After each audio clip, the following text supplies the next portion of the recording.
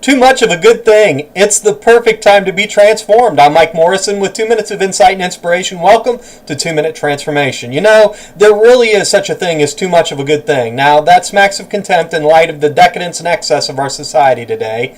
Yes, I said decadence and excess, and yes, I know the state of the economy and the current level of unemployment. I also know that we live in the only country where we include in our definition of poor people who have flat-screen TVs with digital cable packages, smartphones, and an Xbox. We live in the age of excess. While I realize that American decadence has left many folks stranded, I also know that the human condition is quickly becoming one of perpetual addiction. I'm not necessarily talking about drugs and alcohol either, although a friend who works in a treatment center tells me he's never seen this level of drug and alcohol dependency and in such a broad spectrum of people.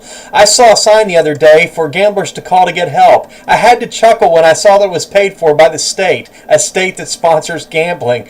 We're addicted to everything from sports to food to recreation. I know workaholics, sexaholics, shopaholics, addicts of all types are getting more and more recognition for the physiological effects of their addiction, and research goes into treating their excess as a disease. Addiction, by definition, is a shift of balance or the basic equilibrium of daily living to an unhealthy imbalance of excess. And while it can certainly affect the body's normal physiology, the root is spiritual, to be sure. Solomon addresses excess in Proverbs chapter 25. 3,000 years before our so-called age of enlightenment, the king of Israel recognized that too much of a good thing was not healthy. He writes in verse 16, "Have you found honey? Eat only as much as you need, lest you be filled with it and vomit."